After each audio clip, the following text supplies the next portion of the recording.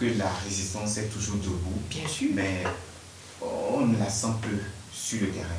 Mais vous voulez sentir comment? Vous êtes dans la doctrine de ceux qui pensent que les abeilles, les chasseurs, peuvent faire quelque chose? Moi, je vous ai dit, je ne suis pas dans ce schéma. Ce n'est pas un schéma stratégique.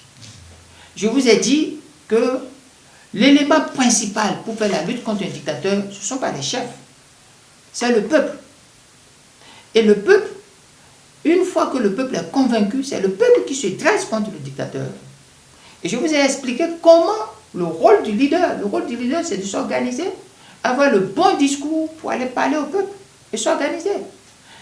Faites les petites ambitions, ces ambitions en one-man show, en solitaire, en coureur solitaire. J'ai toujours dit que les loups solitaires ne peuvent pas faire ménage avec une lutte de résistance face à un régime dur. J'ai dit ce que je connais, je n'ai pas la science infuse. Mais j'ai dit, j'ai mis sur la table tout. Chacun a ses caractères. Moi, je ne badine pas avec ce qui est les principes. Je ne fais pas de compromission avec les principes et les valeurs. Et j'ai été clair. Si nous avions suivi les schémas, si nous avons suivi les jours-là, je suis allé jusqu'à dire dans ce pays, en 15 jours, on va tomber sur le régime démocratiquement. Démocratiquement. Parce que c'est le peuple qui est souverain. Et dans notre constitution, il est clair que la souveraineté appartient au peuple. Et le peuple peut l'exprimer à tout moment. Il suffit de respecter les règles démocratiques qu'on devait tirer de l'article 66 et des règles de la lutte pacifique. Vous savez, le rôle du discours, le discours est important. Ceux qui criaient, oui, discours, discours, discours, vous les entendez?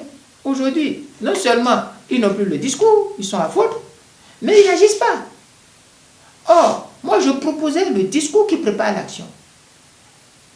Parce que le discours doit préparer l'action en tant que théorisation, conceptualisation, théorisation. Et puis, ralliement du plus grand nombre. On ne se lève pas en solitaire pour faire face à un dictateur. Il va vous tuer, il va vous emprisonner, il va vous déstabiliser. Donc, nous avons toutes les compétences. Mais c'est parce que nous mettons les charrues avant la bœuf ou nous ne comprenons pas. Ou nos agendas, c'est ce que je disais aussi, les agendas. Il faut que nos agendas soient les agendas de l'intérêt général. Si nos agendas sont des agendas de nos poches, de nos positionnements, pour être qui conseiller, qui maire, qui est dans le gouvernement, député et autres là, nous allons échouer. Ce n'est pas l'agenda du peuple. Le peuple aujourd'hui n'a pas un agenda qui s'appelle le poste politique d'un homme politique. Non. Le peuple a un agenda qui s'appelle la démocratie pour le peuple, la liberté pour le peuple, le budget du peuple pour le peuple, l'économie du peuple pour le peuple, la diplomatie du peuple pour le peuple. C'est le programme du peuple, c'est l'agenda du peuple. Le peuple n'a pas un programme qui est les postes pour quelqu'un, les municipales pour quelqu'un, l'arrondissement pour quelqu'un, le maire pour quelqu'un. Non. Et puis, même si je devais ça, est-ce que c'est devant quelqu'un qu'on irait pour départager? C'est le peuple. Donc, vous savez, nous sommes dans un apprentissage. Nous n'avons pas les mêmes expériences et les mêmes parcours. Et il y a un homme à qui je ne veux pas faire la publicité, qui était dans la RBA avec moi il y a longtemps. Et avant que je ne quitte, il y a près de 12, 13 ou 14 ans.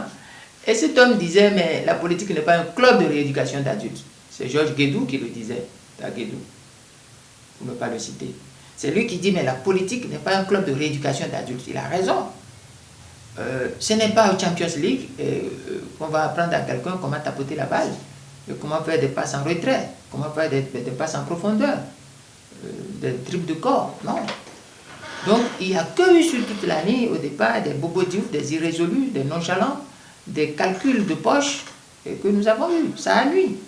Et puis, il y a eu la trahison massive, inattendue, qui a failli mettre fin à tout. Mais nous sommes debout. Nous allons, avec assez de sérénité.